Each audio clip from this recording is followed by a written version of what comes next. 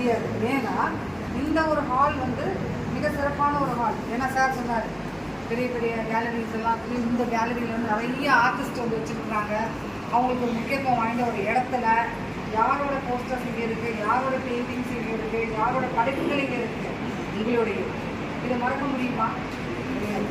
நீங்கள் உங்கள் குழந்தைங்களை கூட கொண்டு வந்து இந்த மாதிரி இடத்துல வைக்கணும்னு ஆசைப்படலாம் இல்லையா? நாங்கள் ரைட் சொல்கிறேன், இட் இஸ் அ ஃபேக்ட். ஏன்னா நான் வந்து ஒரு சில விஷயங்களை ஒரு சின்ன விஷயம் ஒரு 4th ஸ்டாண்டர்ட் படிக்கும்போது ஜிப்மர் ஹாஸ்பிட்டலுக்கு ஒரு எக்ஸிபிஷன் பார்க்க போயிருந்தேன். அந்த எக்ஸிபிஷன் எனக்கு மனசில் எவ்வளோ பதிஞ்சிருக்குன்னா, அந்த எக்ஸிபிஷனை வந்து ஒரு லைவாக ஒரு சில காட்சிகள் பார்த்தோம்.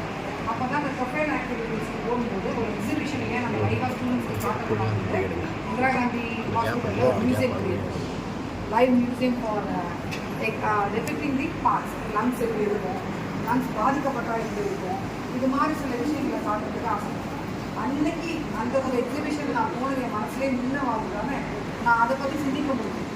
இன்றைக்கி நீங்கள் எல்லாருமே உங்கள் பெற்றோர் ஒரு அருமையான வாய்ப்பு கொடுத்துருக்காங்க இல்லையா, உங்களை கூட்டிகிட்டு வந்து இது மாதிரி ஒரு ஆப் இருக்குது, இது மாதிரி பெயிண்டிங்ஸ்லாம் டெபிட் பண்ணலாம், இதை எப்படி ஹேண்ட் பண்ணலாம் அப்படின்னு காட்டுறாங்க இல்லையா, அதுவே உங்களுக்கு மறக்கவே முடியாது.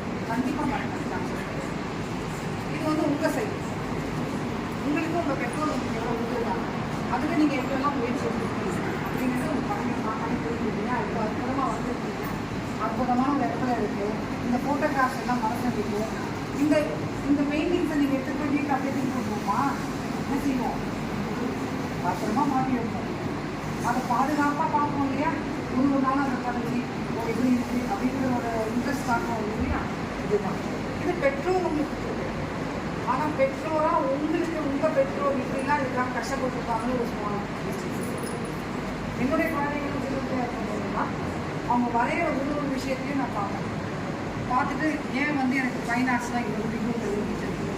ஸோ ஒரு குழந்தை எல்கேஜிலேருந்து ஆரம்பித்து அவன் குழந்தை வந்து இருக்கிறத கூட நான் என்ன பண்ணுறேன், ஒரு சார்ட்டில் போட்டு அதை ஒரு ஃப்ரேம் பண்ணி எனக்கு தெரிஞ்ச ஒரு ஃப்ரேமிங் தான். இந்த மாதிரி பக்கா ஃப்ரேமிங் கிடையாதுப்பா, எனக்கு எப்படி ஒரு ஃப்ரேம் பண்ண தெரியுமோ அதை ஃப்ரேம் பண்ணி பத்திரமா வச்சுருக்கேன்.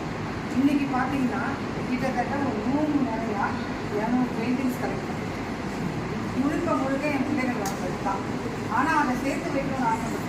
அது எங்கே வைக்கணும்னு எனக்கு ஏன்னா இடம் இல்லை சார். அதனால் நம்ம என்ன பண்ணுவோம், அப்படியே கலெக்ட் பண்ணி பட் 12ஆம் வகுப்பு படிக்கிற வரைக்கும் ஒரு பெயிண்டிங் காம்படிஷனும் அனுப்புவேன். நீங்கள் எது பண்ணாலும் அது எனக்கு பெயிண்ட் தான் சொல்லி அனுப்புவேன். ஏன்னா அதுலேயும் ஒரு ஆர்வம், வெறும் படிப்பு மட்டும் இல்லாமல் வேற ஒரு ஆக்டிவிட்டீஸும் நம்ம போகும்போது நமக்கு எல்லா